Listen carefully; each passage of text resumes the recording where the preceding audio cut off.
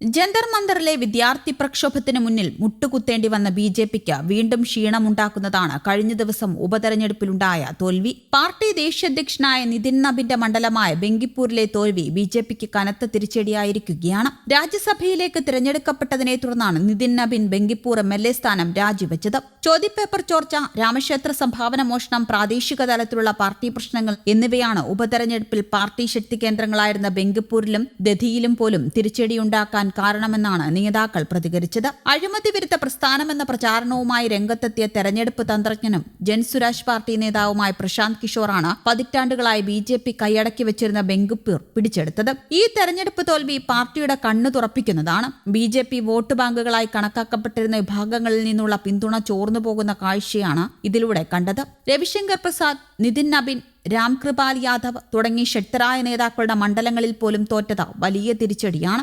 42% ഉയർന്ന ജാതി വോട്ടർമാരുള്ള മണ്ഡലമാണ് ബെങ്കിപ്പൂർ. കൂടാതെ സഖ്യകക്ഷികളായ ലോക് ജനശക്തി പാർട്ടിയും ജനതാദൾ യുണൈറ്റഡും ഒപ്പമുണ്ടായിരുന്നിട്ടും ബി.ജെ.പി പരാജയപ്പെട്ടു. ബെങ്കിപ്പൂർ മണ്ഡലത്തിലെ ബി.ജെ.പി സ്ഥാനാർത്ഥിയായിരുന്ന നീരജ് കുമാറിനെ ജാതി വിഭാഗങ്ങളൊന്നും പിന്തുണയ്ക്കാത്ത കാഴ്ചയാണ് ഇന്നലത്തെ ഫലം വ്യക്തമാക്കുന്നത്. ബി.ജെ.പി പ്രതീക്ഷിച്ചതിൽ നിന്ന് വിഭിന്നമായി എല്ലാ ജാതി ഗ്രൂപ്പുകളിൽ നിന്നും വോട്ട് ചോർച്ചയുണ്ടായി. നിതീഷ് കുമാറിനെ ബീഹാർ മുഖ്യമന്ത്രിയാക്കാത്തതിൽ കുർഗി വിഭാഗത്തിൽപ്പെടുന്നവർക്ക് അതൃപ്തിയുണ്ടായിരുന്നു. ഉയർന്ന വിഭാഗത്തിലുള്ളവർ പ്രശാന്ത് കിഷോറിനെ പിന്തുണച്ചു. മുസ്ലിം വോട്ടുകളൊന്നും ബി.ജെ.പിക്ക് ലഭിച്ചില്ല. ദളിത് വോട്ടുകൾ മാത്രമാണ് ലഭിച്ചത്. കൂടാതെ ബി.ജെ.പിക്ക് ലഭിച്ചിരുന്ന സ്ത്രീ വോട്ടുകളും കുറഞ്ഞുവെന്നാണ് പ്രാദേശിക നേതാക്കൾ പ്രതികരിച്ചത്. ജാതി അടിസ്ഥാനമാക്കിയുള്ള വിവേചനത്തെക്കുറിച്ചുള്ള പരാതികൾ പരിഹരിക്കുന്നതിനായുള്ള സമിതികളും ഇക്വിറ്റി സ്ക്വാഡുകളും സ്ഥാപിക്കുന്നതിനുള്ള UGC മാർഗനിർദ്ദേശങ്ങൾ പിൻവലിച്ചതും സാമ്രാജ് ചൌധരിയെ ബീഹാർ മുഖ്യമന്ത്രിയാക്കിയതും ഉയർന്ന ജാതിക്കാർക്കിടയിൽ നിരാശയുണ്ടാക്കിയെന്നാണ് മറ്റൊരു നേതാവ് പ്രതികരിച്ചത്. അടുത്തിടെ നടന്ന വിദ്യാർത്ഥി പ്രതിഷേധങ്ങൾ തെരഞ്ഞെടുപ്പിൽ ബി.ജെ.പിയെ ബാധിച്ചോ എന്നത് തള്ളിക്കളയാനാകില്ല എന്നാണ് നേതാക്കൾ പറയുന്നത്. ബെങ്കിപ്പൂരിൽ കോച്ചിംഗ് സെന്ററുകൾ ധാരാളമുണ്ട്.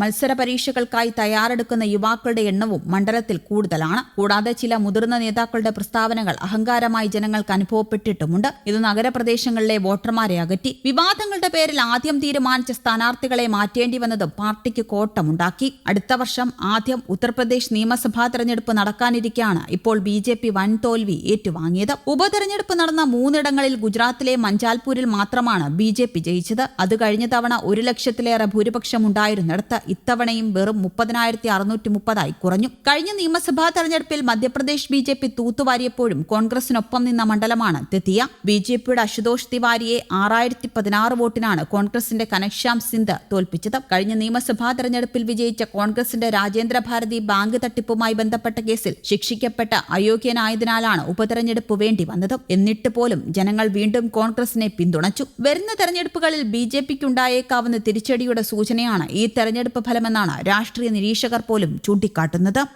News desk Kerala Kaumudi.